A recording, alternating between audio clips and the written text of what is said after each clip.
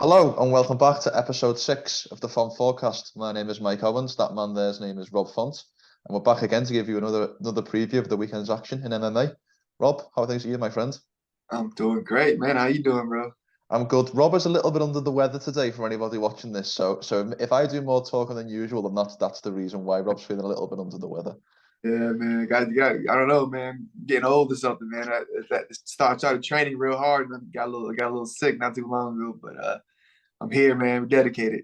This is the negative of being Papa Font, is naturally being a dad. You're slightly older. Those flu. Horrible, horrible. What made it worse is I gave my daughter the cold too, man. So she's sitting here sneezing and throwing up with me. But we're good, man. We're good. Maybe we can give you some respite and talk about these fights, get it off your mind. Let's do it. So we return to the Apex this Saturday night. I don't know if that's a good or a bad thing for a lot of people, a lot of fans these days. I think people want to get back to those arenas like we saw on Saturday. But we've got Yeah. number 8, Mackenzie Dern versus number 14, Angela Hill. Was it rescheduled from last week? It was meant to be last week's, I believe, featured bout. It's now the main event of this fight card. What are your opinions on this one? This is a great fight. This is an exciting fight. I think it's gonna be one of those fights that kind of flies under the radar. I think obviously you got Angela Hill, who's been around forever, has fought everybody. Went up, yeah, her style is pretty impressive. How she's always flowing. She's never really in one spot. Aggressive. She has probably the best weigh-ins you can count on. She's always going to bring something dope to the weigh, and so fun fight, man. And like I said, she's been around for a while. She trains with Jessica Penne, so she's got that kind of camaraderie with a fellow black belt, which she's going to need for this fight. And then you got Mackenzie Dern. She's a world-class BJJ black belt. Real tough, rugged. She's been in some tough fights. She's been around for a couple of UFC fights, so she's been around. Yeah, and they get to do their main event. I believe I'm not sure if this is Angela's first main event, but I know this is not Mackenzie's first main event.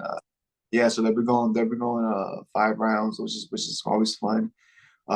It's kind of like the classic striker versus grapplers matchup. I would give the edge to striking to Angela. I would say maybe even the power to Mackenzie Dern as far as stand up. If she can sit down and land like a decent shot. Wrestling, weirdly, I think I'll give it to Angela Hill. It came down to the wrestling. And I wasn't too impressed with how Mackenzie gets it down with traditional wrestling, but she does figure it out. She'll kind of do those kind of like those hip tosses, which is a little dangerous because you get your back taken. She'll pull guard. She'll sit there. She'll butt scoop, kind of like the traditional BJJ guy, which is she's that dangerous that she can get away with that. And I would tell her to keep doing it, but so she finds ways to get it to the ground. But as far as like traditional takedown, she's not there yet. I'm not saying she won't get there, but she's not there yet. And she's going to need that for Angela. I think Angela's going to have a lot of footwork, a lot of angles, long jabs, long teeps. They have 5 rounds to work with. It's in the Apex, so the cage is a little smaller, so you would have to assume that's a little better for Dern. And then once it hits the ground, man, Dern is it's nice to see how she just transitions from submission to position. She just nonstop. She keeps going. It's pretty impressive from top to side or whatever she wants. She's always getting entangled in some type of dominant position. So yeah, this is a crazy fight, back and forth main event. Do you know what happened with the last main event? So the main event was meant to be Raquel Pennington versus Irene Aldana, but with Pena falling out of the Nunes fight, Aldana's replacing Pena, and the Pennington fight's been scrapped. Well, we got a new main event. It's a banger, man. It's gonna be a fun fight. Who are you going with? I think this is Mackenzie Dern's fight to lose, if I'm being totally honest. I love Angela Hill. I think she's been on the scorecards one of the most unlucky fighters in history. I think she holds the record in women's MMA for the most split decision losses. She's had a lot of close fights that could have and should have went her way. But I think Dern's younger. Dern's got since higher ranked. She's obviously got the BJJ factor as well. She's had 2 5-round fights and went the distance against in both of them, or in losing efforts against Yan Xiaonan and Marina Rodriguez, but she's gone the full 25. And even in Mackenzie Dern's losses, she's had that moment, where it be she takes someone's back, where it be she has an armbar nearly locked in, where it be a big hip toss, as you talked about there. I just think she'll have a moment against Angela Hill. I don't anticipate she'll finish Angela Hill. I mean, I checked the records of Hill's 12 losses, 10 of them have been on points. So I don't think she'll get the finish, but I think she'll have enough to keep Hill controlled on the ground. And as you mentioned there, maybe land some power shots on the feet as well. Yeah, sure. And again, like you said, like in a 5-round fight, man, Dern is dangerous from the first round to the 5th round. She always has that that little submission card that she can always just kind of pull out and use, so that's what makes her so dangerous. She looks like she's getting comfortable in the cage too. Last fight, she's 5-round fight. You do start kind of like getting more comfortable in that cage. She's obviously working with Perillo, all those guys, Cheeto, Luke Rocco. Yeah. So she's got a lot of solid veterans, top level guys around her.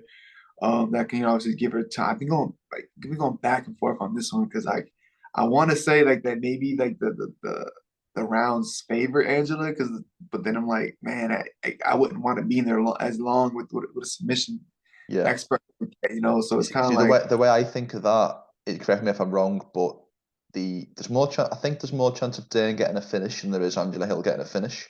So 100%. Naturally, the fact there's 10 more minutes gives Dern a greater chance of getting it done. Yeah. But at the same time, as that time goes on, I think you guys get more slippery, or they will get more slippery in there. Those submissions will be harder to come by. So there's also an angle where Hill could come on late and win 3, 4, and 5 after a strong start from Dern. There's a lot of ways that extra 10 minutes could favour both. I think I'm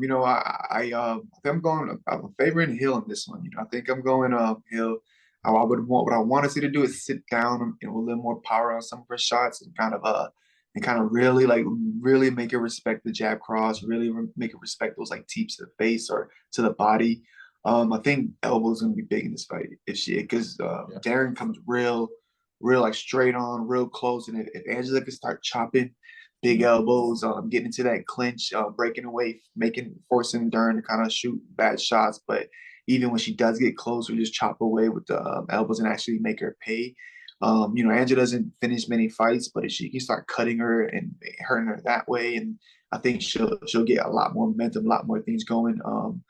It is going to be tougher for her to kind of stick and move and stay out there the whole time. So she's going to have to get dirty, force Dern to kind of do more and fight dirtier, and hopefully that'll kind of carry her throughout the 5-round fight.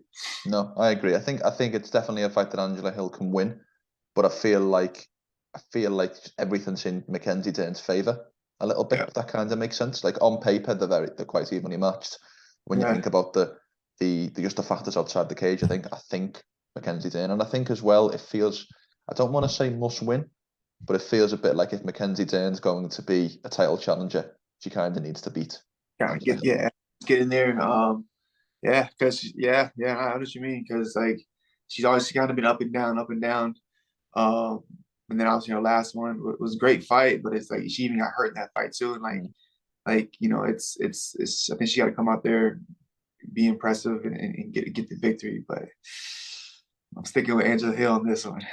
I think you're just sticking with Hill to go against me to keep up this competitive streak we've got going, Rob. I think that's what it is. Let's go.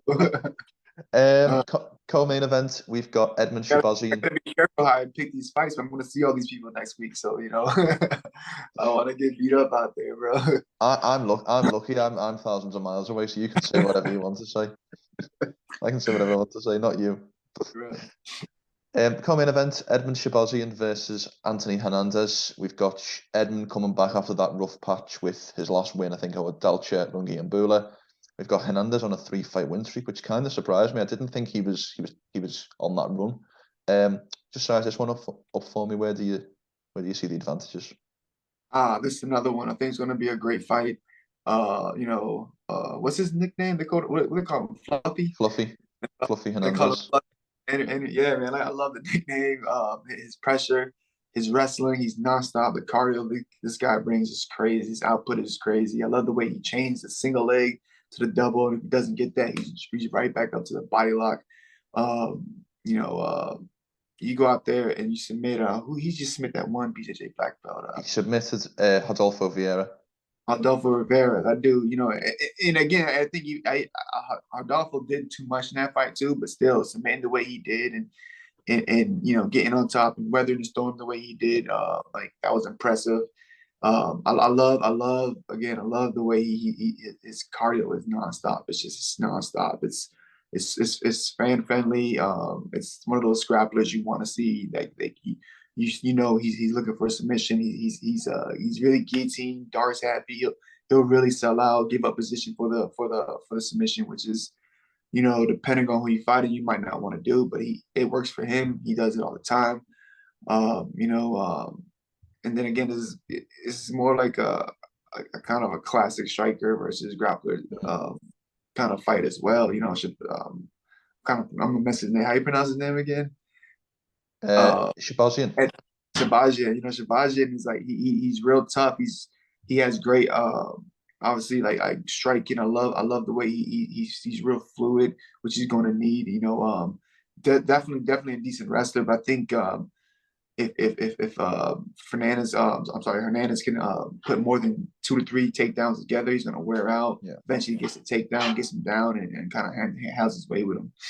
I feel like people have written Edmen Shahbazyan off a little bit after that 3-fight run he went on. The Brunson loss, the Hermansson loss, and the Nasruddin Imavov loss. But I think the difference with those 3 and with Hernandez is they've got a bit more of a physical presence. Like Jack Hermansson is a big 185, Brunson big 185, even Imavov is a big middleweight. Hernandez is, I don't want to say a small middleweight, but he's kind of perfect size. Him at 205 doesn't make any sense to me. I can't think of that in my brain. So that's my only worry is that obviously we both assume that the wrestling advantage goes to Hernandez, but it's whether he can get Edmen down consistently without Edmen having his own success on the feet. And I think in Edmen's last fight he had a lot of success on the ground. I think he won that fight by ground and pound. I think so. You know, I know he's over Extreme Couture with Eric. I know he's got the likes of Marvin Vettori, Roman Zalidze as training partners now. So I think there's enough left in the tank for Edmen to turn a corner and to become the golden boy, as I believe his nickname is. Boy, yeah, that's a pretty cool nickname too. He's sharp, man. I love his striking. I just love. I think I like Hernandez, where I just love the consistent guard. And I think he's small, but I think that helps him in that weight class. You know, where he can just keep going the whole time and you not get tired and just keep pushing. You know, I think I'm going to go decision, Hernandez. Decision, and I think I'm going to go decision, Edmen Shahbazyan. So we'll see how that plays out.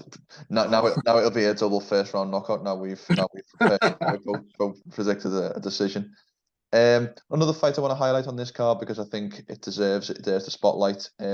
Diego Ferriera, who was previously top 15 lightweight, is now on a little bit of a losing streak, coming up against, I think, almost is a cult hero the right word? Is a legend the right word? I don't know, but Michael Johnson, I think, is a fan favorite at the very, very least, who's coming off a win himself against Mark Diakese. How much do you think MJ's got left in the tank? I still think he has it. You know, I still think he has a lot. You know, he looked real great in that last fight. You know, Diego is obviously lost 3 in a row, but those 3 fights were tough, man. He's fought some tough guys. You know, that Brian Gillespie fight was crazy. The scrambles were up and down. They went at it. That fight, I remember, I was tired watching that fight. It was nonstop, and he hurt Brian Gillespie in that fight too. And, you know, I think he got a little too comfortable on his back, looking for submissions. It's unfortunate that the last time he's won was like Anthony Pettis, right? So it's been a while. Yeah. It's been a while since he's won. So it's a must win for him. I believe if he loses this one, it'll be 4 in a row. So that's definitely a must win. But Michael Johnson, I love it. He's a veteran, tough finale. He was on the tough finale. He's been around for a while. He's fought everybody from Poirier to Khabib to you name it. He's fought him. the GOAT. He fought Khabib. You know, he's been around. Um, he just won his last one. He looked sharp in that one. I think he's gonna have the wrestling advantage in this fight. I think he's gonna have the speed advantage. Diego might have the power and the advantage and the jiu-jitsu advantage. So I think this is more of like a fight for Michael to lose. You know, like if he gets into a brawl with him or gets too aggressive and gets taken down, that's the only way he loses. I think if he's real sharp, stays on his back foot, picks him apart, keep it real basic, real fundamental. It's heavy wrestling, more offensive wrestling, not necessarily. Defensive wrestling, not necessarily offensive wrestling. I don't necessarily want to see Michael take him down and get into those crazy scrambles, but kind of keep it up, keep it long, and let him run into those big shots that he throws. And yeah, man, I'm thinking, bro, I think Mike can get him out of the second round KO. Interesting. I'm going to once again go play devil's advocate and go the other way, Rob. I think when you look on paper at a 3-fight losing streak, I think it looks a lot worse on paper than it does in actuality with Diego's 3 losses. He had a split decision to Dariush, who's now fighting Charles Oliveira for a title eliminator. He had there were stoppage losses against Gamrot and Gillespie, but he was really in those fights just until he wasn't, type of thing. And I think Michael Johnson has shown a susceptibility to submission defense, especially against pressure fighters. You think of the likes, obviously Khabib is a much different example, but you think about even the likes of Stevie Ray, the likes of even Darren Elkins all those years ago. That's kind of my one worry, is that Diego has got a little bit more, just a little bit more left in the tank. I think they're at similar ages, but the miles on Michael Johnson is probably a lot more than it is on Diego Ferreira. So I'm predicting a late submission from Diego Ferreira. Late submissions. Okay. Don't. He's not old, man. Michael's not old, bro. I think he's the younger fighter in this fight too, if I'm not mistaken. I think Ferreira's 38. This guy Michael's 36, so he's the younger fighter, but he's been around for a while. Yeah, definitely. When obviously, you look at the topology and you look at the records, you first see those 3 losses. You're like, wait a minute. But then you really look into it, like, no, these guys are killers. Everybody's fought. So you can easily kind of misread that. And I definitely didn't do that. I see. I want to say it's gonna be a more mature Michael Johnson, better in shape Michael Johnson, and it just makes the smarter decisions in this fight. It must be said, Michael Johnson has got one of the strangest records in MMA. 21-18, I believe his record is, and yet you look, wins over Poirier, wins over Barboza, Tony Ferguson, just a crazy record. Yeah, it's like it's similar to Angela Hill, where they fought everybody. It's up and down. But they're entertaining. You know, they're especially Michael Johnson entertaining. He's gonna bring it. Heavy left hand. He's training out there with all those guys at Kill Cliff. You got Henry Hoof in his corner. So, he has all the right weapons, all the tools, all the team behind him. Just can he perform that night? And I'm going rocking with the veteran. 100%. Well, maybe moving away from veteran conversation and moving into maybe younger prospects. There's one guy we obviously have to highlight because your teammate is in action on Saturday night, Rob. Nick Fiore makes his, I want to say, his official UFC debut, because a short notice debut is a difficult situation to be in, and he's coming up against a big name in his division in Chase Hooper, of similar in records, but maybe not similar in terms of how much the fans know about him. So just, can you give me a little bit of an insight into Nick's camp and where he's at the moment? Yeah, so Nick is sharp, man. He's I feel bad for all his sparring partners. I'm glad I'm not up there. I'm glad I'm not long and lanky and in a big 55. So I didn't have to spar with this guy. So but he's beating his sparring. I felt, again, don't get mad if he got it. He's just beating these guys up. Man. I felt so bad for them, but he's fresh. He's doing his thing. He's got a camp, and obviously I'm not making an excuse for his last fight, but a full camp definitely helps him. You're not taking these fights on short notice against these killers. So he's finally got that camp. Strength and conditioning went smooth.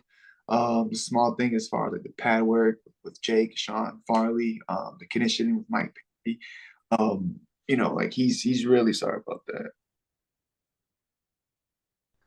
Little bit of a technical difficulty there. I think Robert tried to reject the call and ended up accepting it. But no, you were talking about your teammate Nick Fiore and his training camp. Yeah, my bad. I was Uncle Tyson. Man. I was Coach T. Actually, it's his birthday today, so happy birthday, Happy Tyson. birthday, Tyson. But yeah, Nick Sharp, man. I'm impressed. He's handled that loss very well. You know, it's obviously nobody wants to lose, but it's impressive when you see somebody, especially at a young age, kid like him, handle it well. Get right back in the gym and just fix what he needs to fix and get after it. Chase Hooper is he's been around for a while. Definitely has a bigger name. He's a long, rangy jiu-jitsu fighter slash I would say more of a karate kind of touch style, but he does kind of have like a little pop in his shots. It's not like he's this lanky, skinny dude that's not really hitting. Like he lets him go. He's landing some power. So obviously we're not overlooking that. I know Nick's definitely not looking past that. Great grappler. I just don't think he's gonna be able to take Nick down. I think if he does, he's gonna have to pull guard, and if he does, it's gonna be a rude awakening for him. I don't think people realize how good Nick is on the ground, especially after his last fight. I think people are counting him out as far as jiu-jitsu wise. Again, I know I'm biased. I train to do it every day, and I see what he does. And I see the high level guys that he kind of like toys with. So like I'm not even just bragging on him. Like I haven't seen him do that since he was like 16. Like he was that young kid that was just beating up all the older guys, just beating him up, doing what he wants, and now he teaches us. He's our black belt. He's in our corners. He's coaching classes. He's running classes because he's that mature. He's that good. He's and I think he's going to show at this fight. If it hits the ground, I don't think it's going to hit the ground. I think he's going to keep standing and show that he's a striker as well. It says a lot about. I was checking the betting odds before we jumped on. It says a lot that, as we mentioned, that the difference in star power, if you like, and how well known Chase Hooper is. It says a lot that Nick's the favourite in this fight. That means that Vegas or even the odds makers or even the bettors, people who are betting on this fight, know the level that Nick is at. I think that's a very big statement. Yeah, no, it's I think he showed some decent stuff in that last fight. Obviously, I'm pretty sure everybody assumed he's gonna come in there and just get blown away. He showed that he was tough. He stayed calm, real poised throughout that whole week in the back room when he walked out. Even when he was down, he wasn't like freaking out. And again, like obviously it sucks to say, but he handled the loss very well and professionally. So like he learned a lot from that. He knows, now he has a full camp, and I think a full camp and a dangerous fighter like Nick. We all know Nick is like. I think he's gonna come out come fight night. I love it. There you have it. That feels like the main event, maybe. Go, man! Hell yeah, man! I can't wait. I'm so excited, man! I finally get to get out there and get out there. We leave tomorrow, so get out there, get him to kind of like get comfortable, settle. Because again, he's done it. Obviously, he's fought in Vegas before. He's been out there with, a couple of times with me and Calvin, so he knows the routine. I think this is going to feel like his real kind of debut fight week, kind of like his own week. And I think he's going to get in there, he's going to get comfortable, and he's going to have fun. I love it. Well, it feels like we've got two main events this week, Rob, because obviously a lot of people's eyes will be focused on Mackenzie Dern versus Angela Hill, but obviously from a New England cartel perspective, we've got Nick making that second UFC fight, and obviously hoping to right the wrong at the debut. Oh man, I can't wait. I'm excited for it, man. I'm just like I haven't stopped smiling. I'm just like my little brother going out there doing his thing. I'm gonna be nervous as hell. I'm gonna be like shaking and all that. But yeah, man, I'm pumped for him, excited. I'm proud of again this camp. He really stepped up. He really he turned the corner, man. As far as like just like being mean, a little like he's just mean when he gets in certain positions. He's a bully. Tyson's always been like, yo, you're being too nice with these guys. Like, bully these guys in a good way. As far as like when he gets you in a position, you don't get up. And it's impressive to see how like he's going from like kind of like playing with certain positions. Now he just owns them. He knows what he wants to do. He gets in there. He doesn't play around. He gets the job done, and it's on to the next session. It's been impressive and inspiring too, because I'm like man, I gotta step my game up with this jiu-jitsu. I want to start doing what Nick's doing, you know, because like Mm. some of these positions he gets into, you're like, man, it's nightmare. It's hell. It's like you're in a full sprint the whole time trying to get away from this kid. He's barely breathing. So yeah, I'm just proud of him. I'm pumped for his next fight.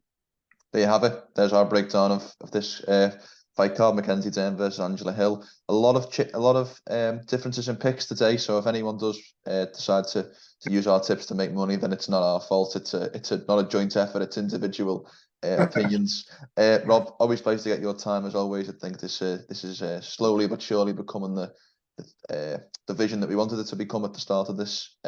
So as always, make sure you like, share, subscribe if you got to the end of the video. I'll hand over to you for the last word. Again, please like, subscribe, and share. Stay tuned. We got another big fight night. If you don't know, go follow my boy Nick Fiore on Instagram, Twitter. Make sure you like, subscribe the YouTube channel, and my bro, thanks again for having me on. This has been awesome.